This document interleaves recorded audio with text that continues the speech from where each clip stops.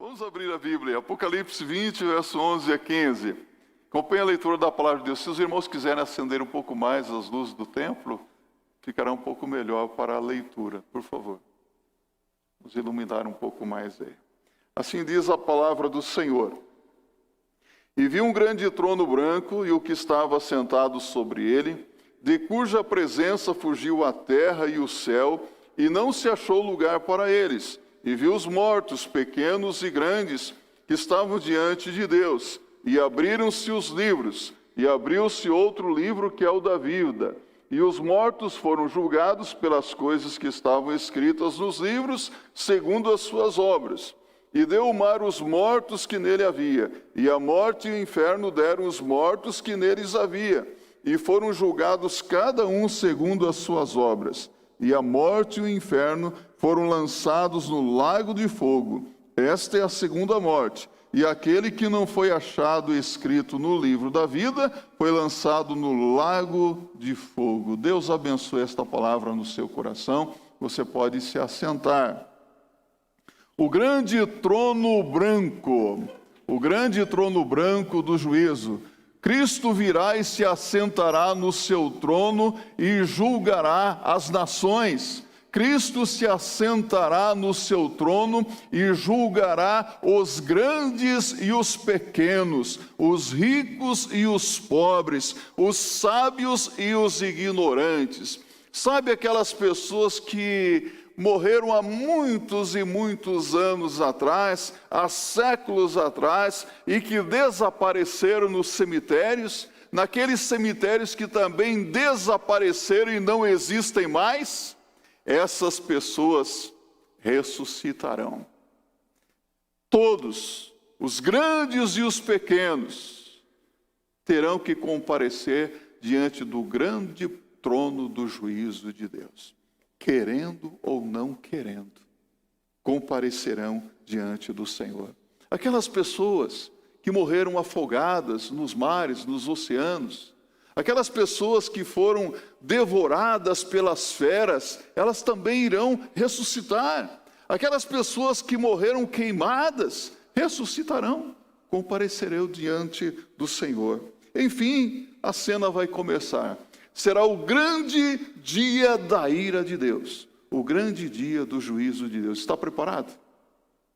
Está preparado para isso?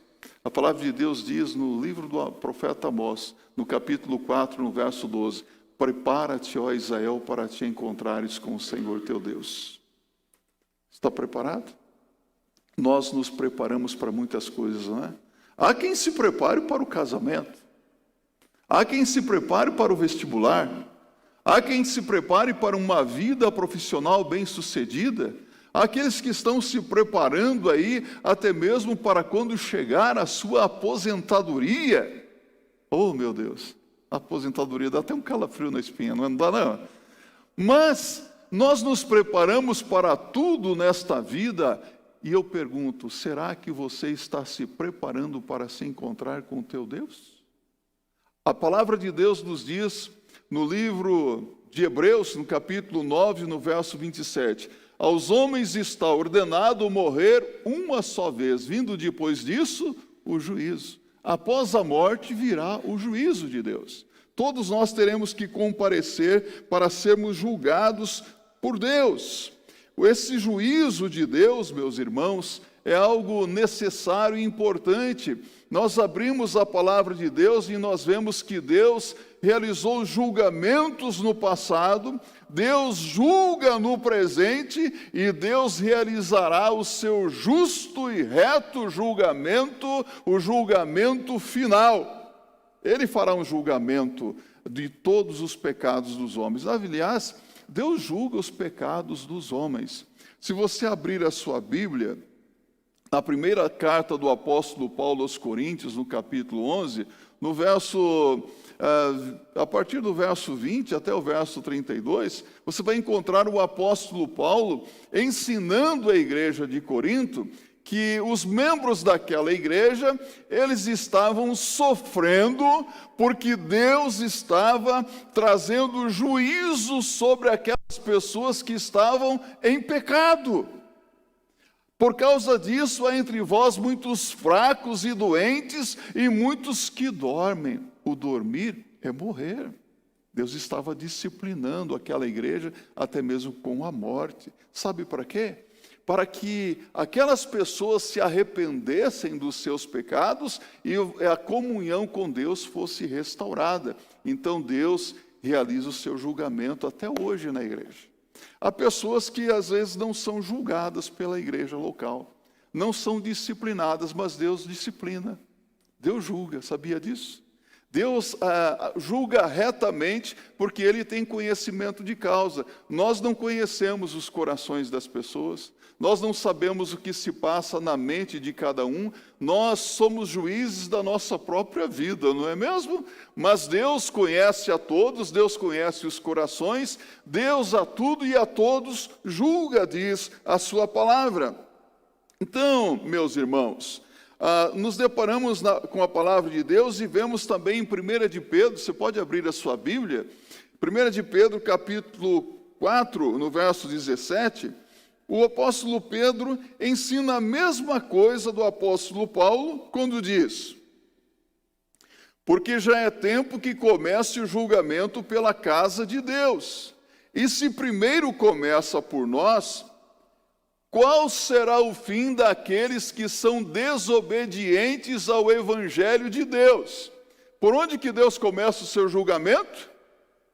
Pela sua casa, pela casa de Deus. E se começa primeiro por nós, qual será o fim daqueles que não conhecem o Evangelho de Deus? Misericórdia, né? É de fazer coalhar o sangue nas veias. Isso é muito sério. Sabe, todo o livro do profeta Daniel no Antigo Testamento fala sobre o julgamento de Deus, está repleto desse ensino, o julgamento de Deus sobre as nações. O livro do Apocalipse, que nós estamos considerando, nos fala dos julgamentos do Senhor sobre as nações apóstatas, as nações que se levantam contra o Senhor Deus. Ora, quando nós olhamos para a história da humanidade, você pode ver que Deus, Ele tem julgado as nações, ou não tem? Nações outrora fortes e poderosas, verdadeiros impérios, sucumbiram porque foram julgadas por Deus. Deus julgou os pecados dessas nações. Egito não era forte, poderoso? Babilônia, o império da Babilônia, Nabucodonosor, sucumbiu. Roma, todas essas nações foram julgadas por Deus. E saiba você que Deus continua julgando as nações. Um dia o Senhor Jesus Cristo se assentará no trono branco de juízo e julgará todas as nações do mundo. Isso é tremendo, não é? Às vezes nós vemos certas coisas acontecendo, a maneira como vivem, como lidam os governantes com os problemas do povo, nós ficamos perplexos e indignados e nos perguntamos: até quando, Senhor? Mas Deus vai julgar cada um. Deus julgará, meus irmãos. Sabe, houve um rei na Bíblia, esse rei é mencionado por Daniel no capítulo 5 de seu livro, Belsazar.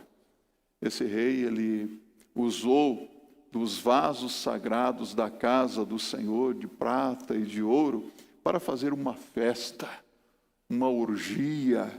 E quando ele estava no auge da festa, ele teve a visão de uma mão que começou a escrever no reboco da parte mais iluminada do templo. Aquela mão começou a escrever Mene, Mene, Tekel e Parzim. A Bíblia diz que o rei ficou tão assustado e os seus joelhos batiam nos outros, tremiam. O profeta Daniel foi chamado para interpretar a visão. Pesado fostes na balança e foste achado em falta. Naquela mesma noite ele morreu e o seu reino foi dividido. Quem julgou? Deus. Com Deus não se brinca. Deus exerce o seu juízo. Aliás, se você abrir a sua Bíblia no Salmo 2, pode abrir a sua Bíblia no Salmo 2, aqui o profeta fala a respeito do julgamento do Filho de Deus, aquele que é rejeitado pelas nações, fala do reinado eterno de Cristo. E eu gosto muito quando o salmista ele declara: por que se amotinam os gentios e os povos imaginam coisas vãs? Os reis da terra se levantam e os governos consultam juntamente contra o Senhor e contra o seu ungido, dizendo: rompamos as suas ataduras e sacudamos de nós as suas cordas. Aquele que habita no céu se rirá. O Senhor zombará deles, então lhes falará na sua ira e no seu furor os turbará. Eu, porém, ungi o meu rei sobre o meu santo monte Sião. Proclamarei o decreto. O Senhor me disse: tu és meu filho, eu hoje te gerei.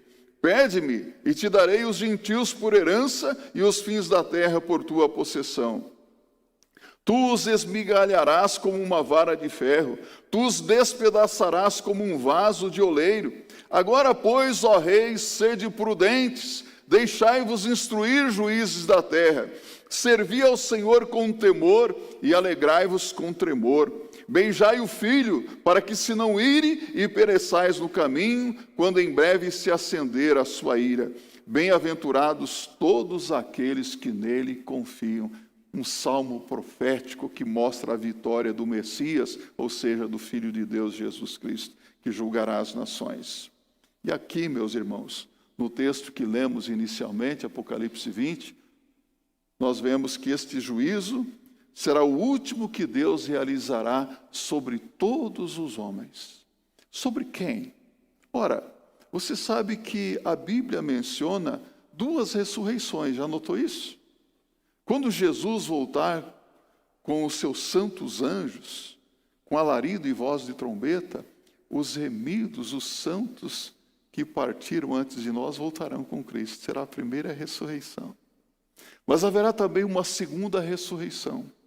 A ressurreição das pessoas descrentes e incrédulos que ouviram a palavra de Deus, muitos deles, mas permaneceram com seus corações endurecidos contra Cristo e a sua palavra. Pessoas que ouviram a palavra do Senhor, mas permaneceram na sua desobediência. Essas pessoas que rejeitaram a graça salvadora do Evangelho, a graça de Deus que lhes ofereceu perdão e a possibilidade de uma vida nova, uma vida onde há uma mudança radical, uma transformação da rebelião para a vida de obediência a Deus, e não quiseram, permaneceram na sua vida de pecado. Essas pessoas serão julgadas e receberão a dura sentença de condenação eterna. Observe comigo, aqui no verso 11, a terrível visão aqui. João diz: e vi um grande trono branco, e o que estava sentado sobre ele, de cuja presença fugiu a terra e o céu, e não se achou lugar para eles. Primeiro, note aqui, ele diz: e vi um grande trono branco.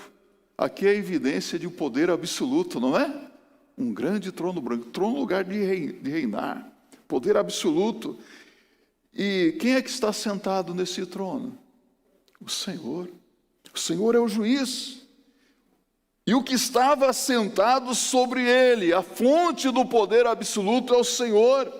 E temos aqui o sinal do poder absoluto, de cuja presença fugiu a terra e o céu, e não se achou lugar para eles. Quem é que está sentado no trono? Jesus Cristo. Aquele que nasceu numa humilde manjedoura na cidade de Belém, que foi rejeitado e desprezado pelos homens, aquele que muitas vezes não encontrou lugar para reclinar a sua cabeça, aquele que foi preso, aquele que foi açoitado, humilhado, cuspido, zombado, açoitado, que foi crucificado e morto. esse mesmo Senhor Jesus Cristo estará sentado no trono. Aquele que, sendo Deus, se fez servo, assumindo a forma de homem, e foi obediente até a morte e morte de cruz.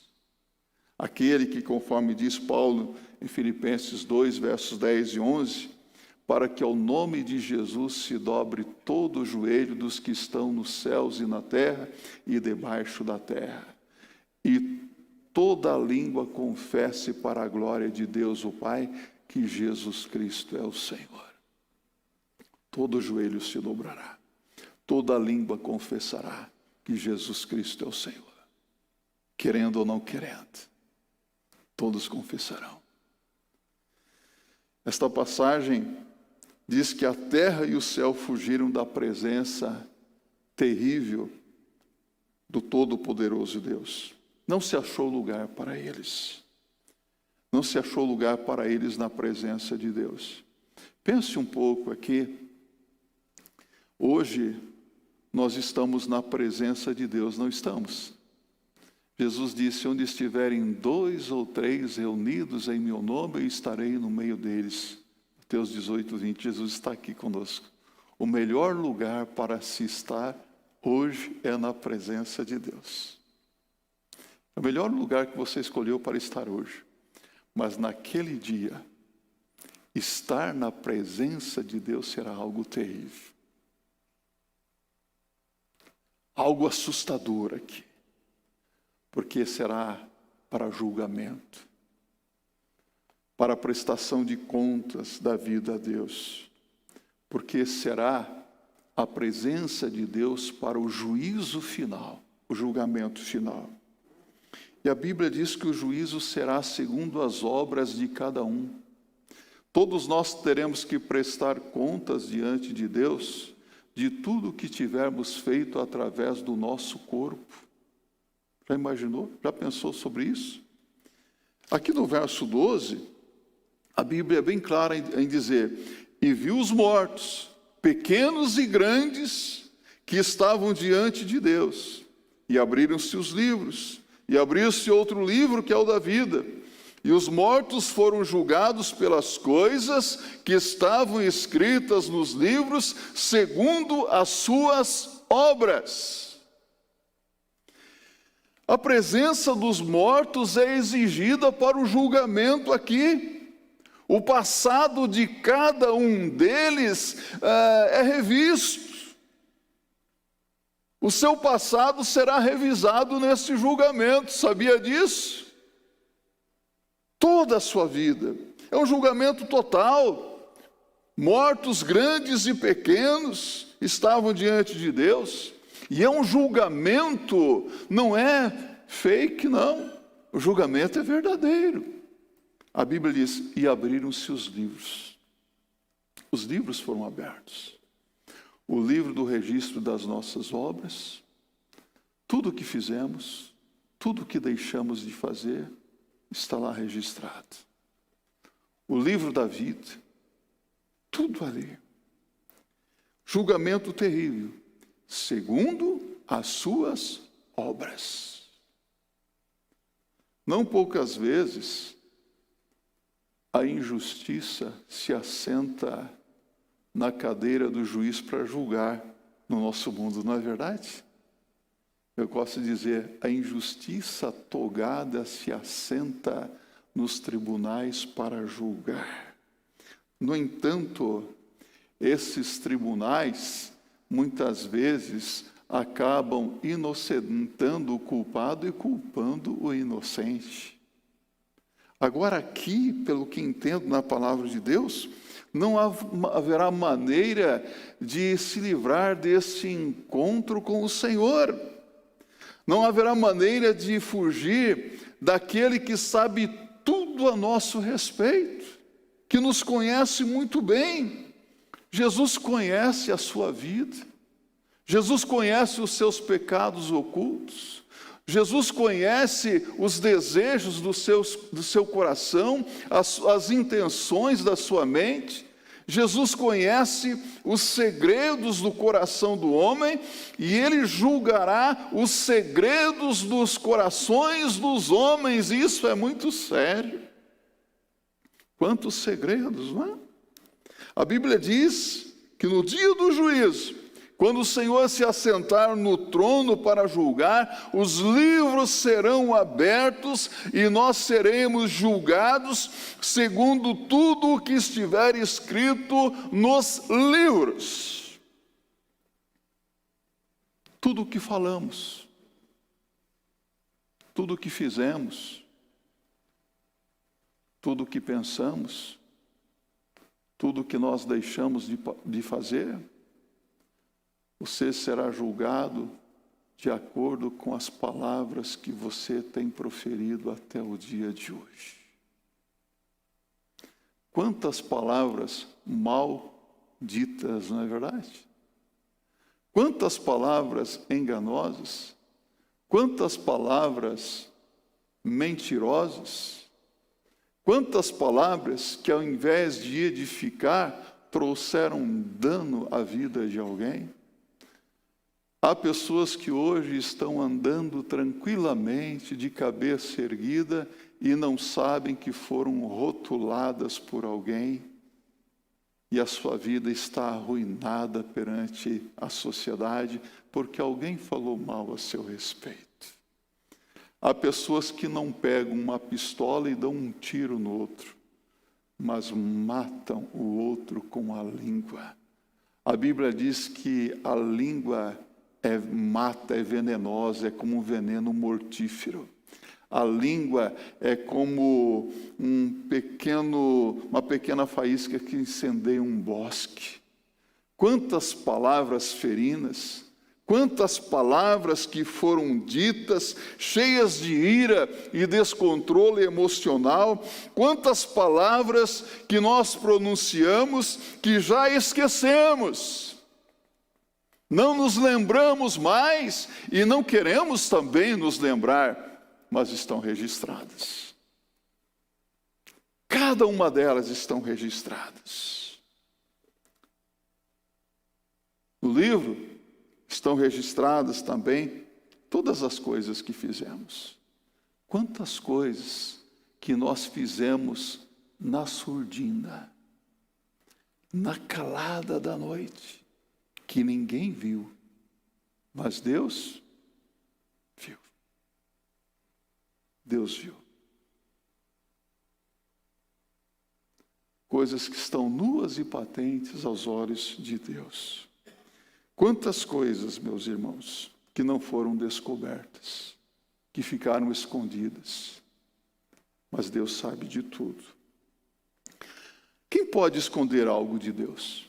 Será que podemos esconder algo de Deus? Eu quero compartilhar com você o que diz o salmista no Salmo 139, mostrando que Deus é onisciente, onipotente, e ele começa dizendo assim: Senhor, tu me sondas e me conheces, sabes quando me sento e quando me levanto, de longe conheces os meus pensamentos. Observas o meu andar e o meu deitar, e conheces todos os meus caminhos. A palavra ainda nem chegou à minha língua, e tu, Senhor, já a conheces toda. Tu me cercas por todos os lados e pões a tua mão sobre mim. Tal conhecimento é maravilhoso demais para mim, é tão elevado que não o posso atingir. Para onde me ausentarei do teu espírito? Para onde fugirei da tua face? Se subo aos céus, tu estás. Se faço a minha cama no mais profundo abismo, lá estás também. Se tomo as asas da alvorada e me detenho nos confins dos mares, ainda ali a tua mão me guiará e a tua mão direita me susterás.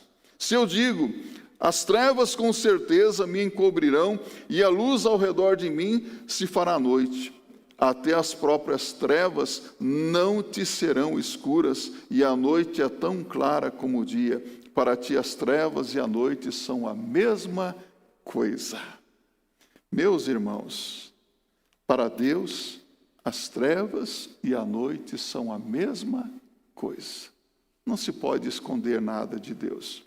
No livro estarão registradas todas as nossas omissões. Deixe-me perguntar aqui, quem aqui sabe fazer o bem? Levante a sua mão. Alguns não sabem fazer o bem, não é? Quem aqui sabe fazer o bem? Levante a sua mão. Que bom, todos aqui sabem fazer o bem. Não apenas 8 pessoas, pastor. Não é? Quem sabe fazer o bem e não o faz, comete pecado. Repita isso comigo.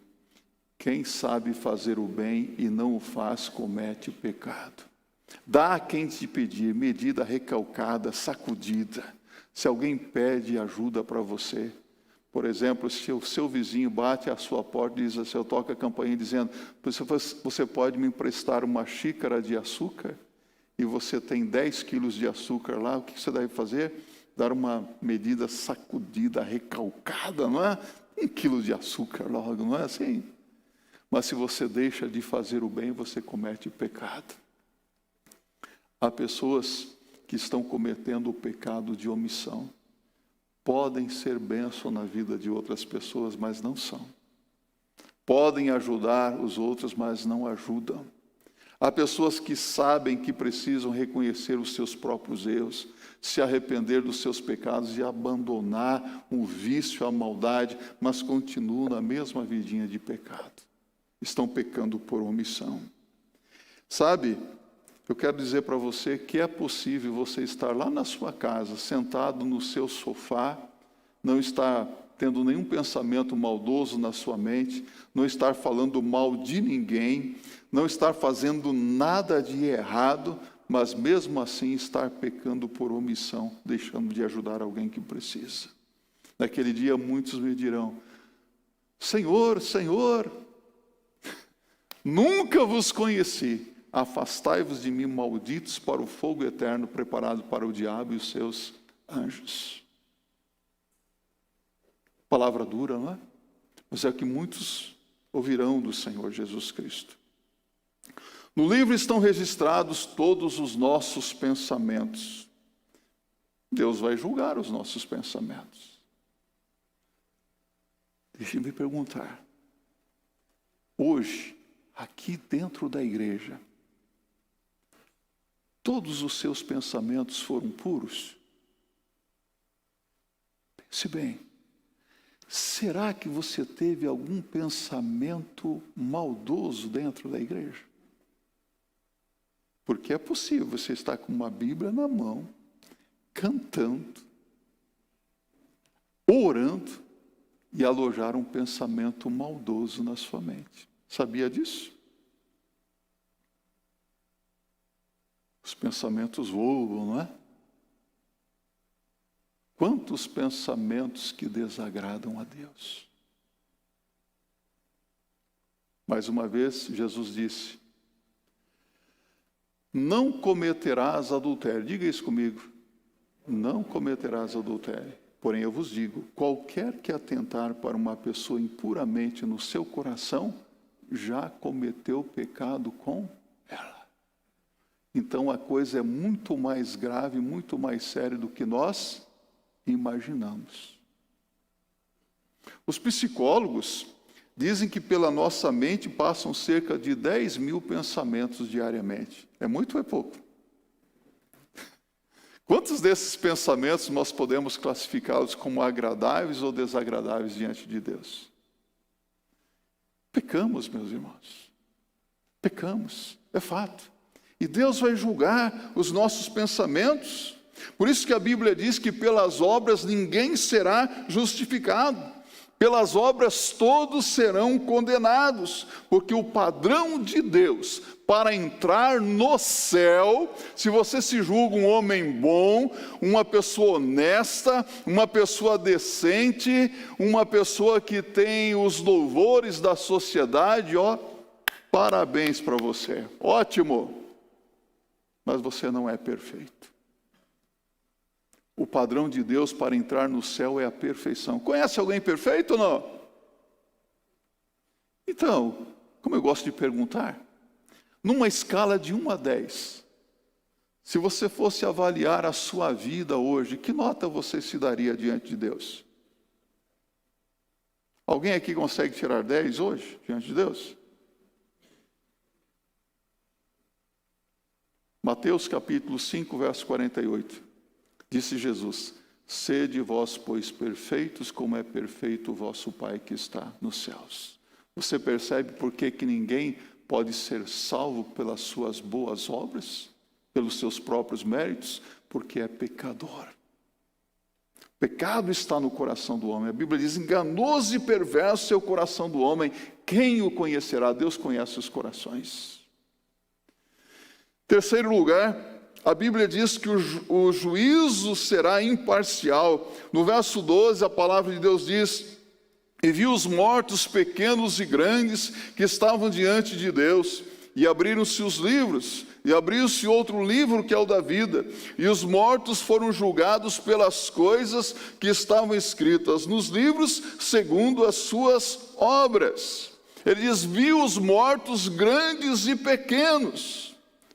O juízo aqui de Deus será bem diferente da maneira como julgam os homens, pois nos tribunais humanos hoje, muitos delitos ficaram sepultados no silêncio, não é verdade?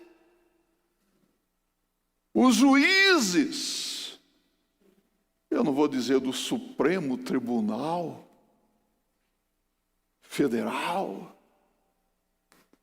tem julgado, mas como é que eles julgam? De que maneira os homens julgam? Quanta infâmia, quanta imoralidade, quantos crimes que ficaram abafados, quantos que escaparam impunemente mesmo sendo condenados. Só quero perguntar para você, porventura, por acaso, você sabe de alguém que roubou, que agiu mal, que foi condenado, mas que não tem cumprido com a sua pena no nosso país? E todo mundo sabe que é um condenado, e que os outros da sua quadrilha estão presos, mas ele não? Triste isso, não é? Mas quantos inocentes que foram julgados culpados? Quantos inocentes que estão sendo caçados hoje, não é? Isso te faz lembrar um pouco da história do cristianismo, não? Pergunto para você, quem foi o personagem principal da história que foi julgado, condenado, sendo inocente? Chama-se Jesus Cristo. Jesus foi julgado e condenado, réu de morte, pelos religiosos da época. Jesus foi julgado e condenado, réu de morte, pelo conselho do povo perante Pilatos. Jesus foi condenado à morte pelo governador romano. E até hoje Jesus tem sido julgado e condenado, recebendo o título de charlatão, adúltero e de tantos outros julgamentos equivocados. Não é verdade? Esse é o tribunal dos homens. Quantos monstros do passado, podemos citar aqui Hitler, Mussolini, Stalin, todos esses monstros escaparam dos tribunais dos homens ou não escaparam?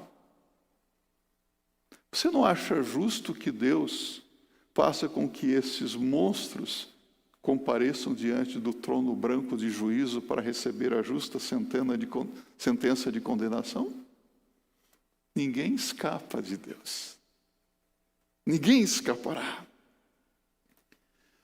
A Bíblia diz que os grandes e pequenos estarão diante do trono branco do juízo de Deus, ou seja, não haverá preferências na presença do justo juiz. Todos, os santos e os malditos, os grandes e os pequenos, estarão lá.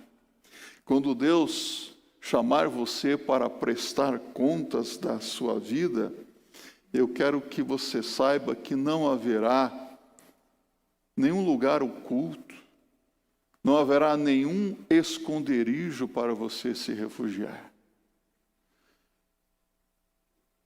Não haverá propina, não haverá dinheiro que venha subornar o justo juiz, e não haverá ninguém que possa defender você se você não se apropriou de um advogado plenamente capacitado. E temos um advogado hoje, Jesus Cristo, o justo. Já tem esse advogado para defender a sua causa diante de Deus? Que ninguém aqui compareça diante do tribunal do justo juiz sem um advogado plenamente capacitado que pode defender a sua causa. É preciso buscar o auxílio do Senhor. Não haverá nada neste mundo que possa proteger você, porque você estará diante do trono branco do juízo de Deus. Não se fará nenhuma menção a denominações. Você sabe que hoje os cristãos são divididos em denominações, não é? Talvez alguns possam dizer, não, eu vou chegar lá e dizer assim, eu fui da denominação batista. Uau! É bom ser batista, não é? Para mim, a melhor denominação que existe no mundo é a denominação batista. Para mim. Outros dizem, não, pastor, a melhor denominação é a Assembleia de Deus. Para você. Ótimo. Ah, não, para mim a melhor denominação é a Igreja do Cuspe de Jesus. Amém, não tem problema.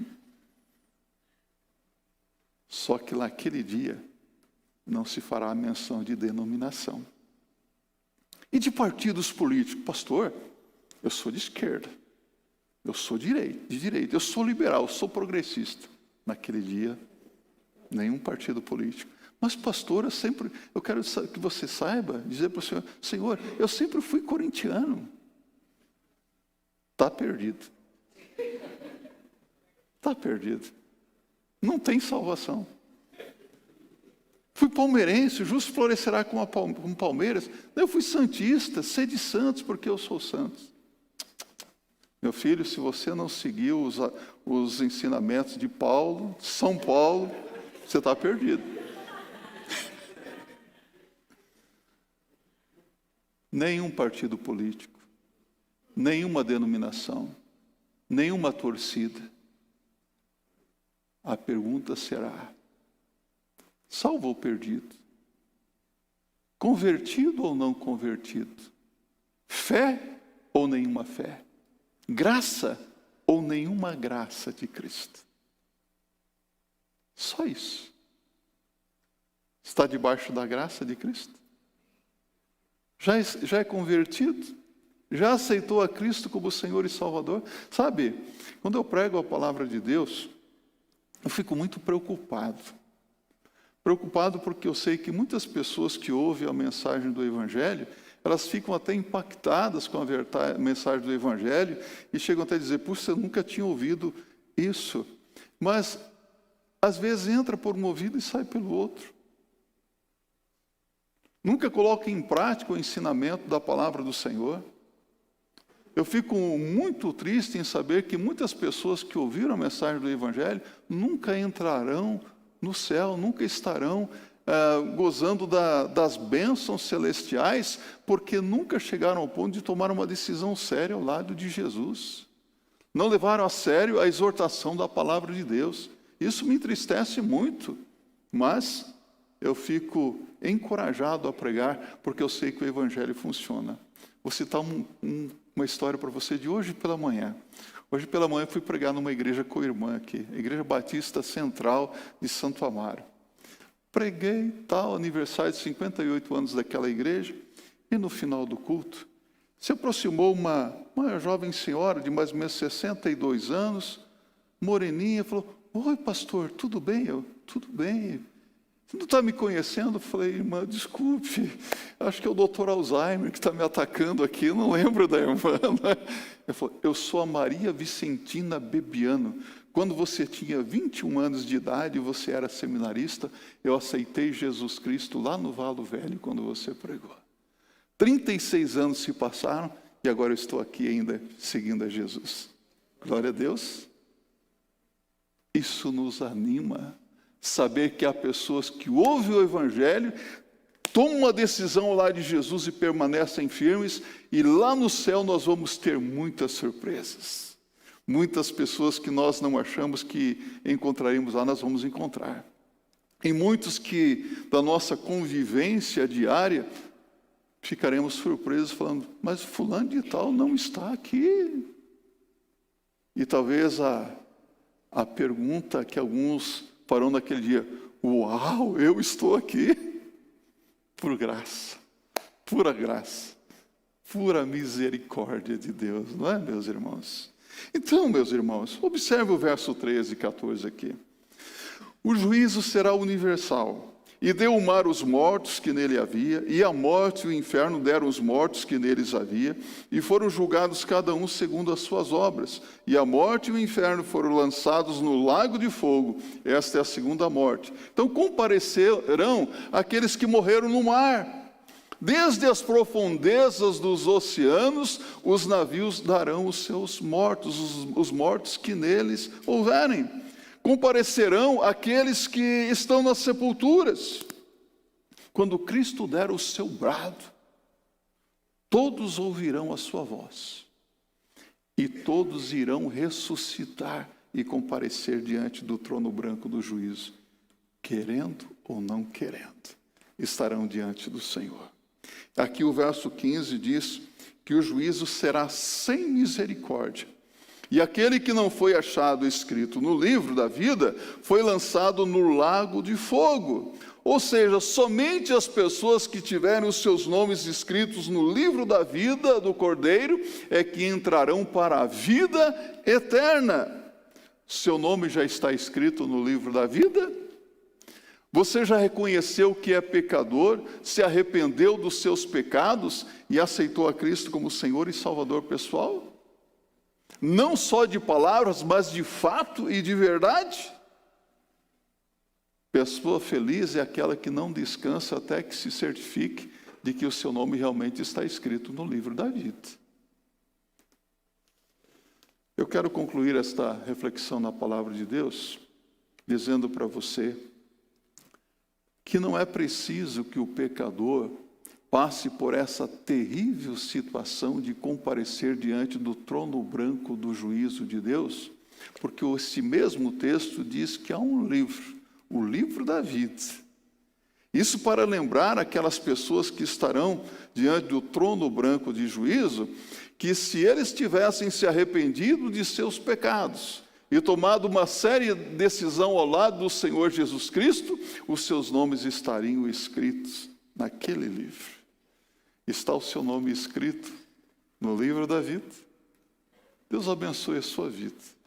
Se há alguém aqui que não tem essa certeza, que hoje tome essa certeza.